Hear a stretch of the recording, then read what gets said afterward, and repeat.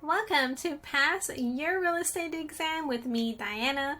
These are the exact same study notes that I use to pass my real estate exam and become a licensed real estate agent. So I'm sharing them with you. I hope you find them resourceful. Click the link below for more tools, resources, and a way to connect with me. I'd love to hear from you.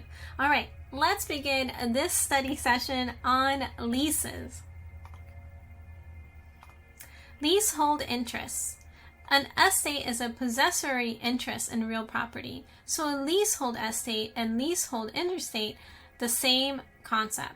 The leasehold interest or leasehold estate is an interest in the occupation of a property established through a lease, also known as non-freehold or less than freehold interest. It allows a tenant to occupy property they don't actually own.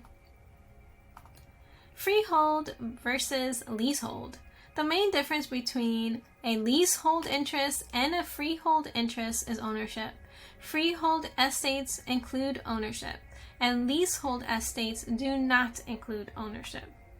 Freehold estates are of indefinite duration, and leasehold estates are of definite duration. Both freehold and leasehold estates are methods of possessing a piece of real property, and they both grant the possessor some variation of rights. What is a lease? A lease is a contract in which one party conveys property to another for a specific predetermined period of time, generally in return for periodic payment. Example, leasing an apartment. A lease is the actual contract you can hold in your hands, but a lease creates an estate or interest in the land and defines what that interest looks like. Types of leases: gross lease, net lease, percentage lease, and variable lease. Gross lease: a lease in which a tenant will be responsible for the payment of a fixed monthly charge, while the landlord is responsible for paying all operating expenses. Operating expenses include utilities, taxes, insurance, etc. They're the costs associated with keeping an improvement up and running. Gross leases are also called full-service leases, straight leases, and flat leases. Net lease. A net lease is used commonly for an office and industrial spaces. A net lease is a lease in which the tenant pays a base rent plus all or part of the operating expenses. These leases can be helpful to property managers because they shift the responsibility of insurance, taxes, etc. to the lessee. So the formula here is fixed rent plus property expenses equals net lease. Percentage lease, a type of usually commercial lease in which the tenant pays a base rent amount and a percentage of their business profits to the landlord. So a percentage lease varies depending on the amount of income the rented property generates. Here is the formula. Fixed rent plus overage times sales rate equals rent. So let's say that again.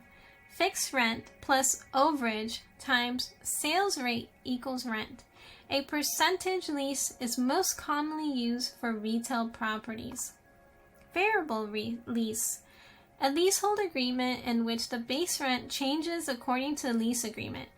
The lease will usually increase in specific increments. The formula here is a new index divided into original index multiplied by original rent rate equals new rent rate.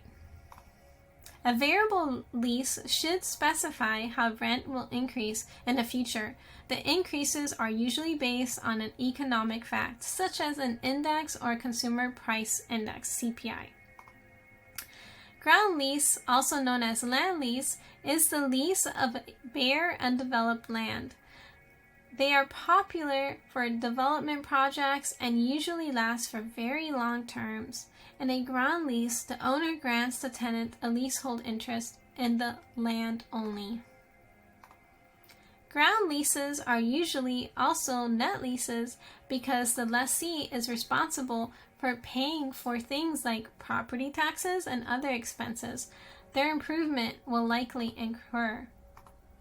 Subleases, a tenant's transfer of part of the right of possession in a leased property to another person for a period of the lease term. The tenant is essentially just called in a substitute tenant to take their place, also known as a subrogation or subordination of space. Assignments. An assignment is a transference of rights and obligations in a contract from one party to another. This occurs when a tenant transfers the remaining balance of their lease to another person.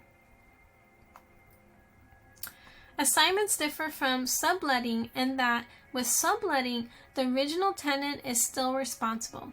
With assignments, the original tenant transfers their interests early. This is more similar to a lease termination. Sublease versus assignment. A tenant usually has a right to transfer or assign their lease rights to another person. A tenant could do this through a sublease or an assignment. Sublease is when a tenant transfers part of their right of possession in a leased property to another person for the period of the lease term. An assignment is when a tenant transfers the remaining balance of their right of possession in a leased property to another person for the period of the lease term. Subleaser pays rent to the original tenant, and the original tenant pays the landlord. An assignee pays the rent directly to the landlord. Subleases and assignments could be prohibited by a lease. A lease should address subleases and assignments and lay out the terms of both. This is the perfect time to like, to subscribe, and check out all of my other study sessions. Let's continue with our vocabulary review. Gross lease. A lease in which a tenant will be responsible for the payment of fixed monthly charge, while the landlord is responsible for paying all operating expenses, also known as full service lease. Ground lease. The lease of bare, undeveloped land, also known as land lease. Net lease. A lease in which the tenant pays a base rent rate plus all or part of the operating expenses. Percentage lease. Type of usually commercial lease in which the tenant pays a base rent amount and a percentage of their business profits to the landlord. Variable lease. A leasehold agreement in which the base rent changes according to the lease agreement. Sublease. A tenant's transfer of part of their right of possession in the leased property to another person for a period of the lease term. All right, friends, that concludes Leases, our study session to pass your real estate exam. I'd love to know what part of your study are you in your course. Are you on section 9, on 18, on 20? What is it? I'd love to know so I could cheer you along the way. And also, if you finished and you passed, let me know that too down below so I could congratulate you. All right, friends, I'll see you at the next study session. Bye for now.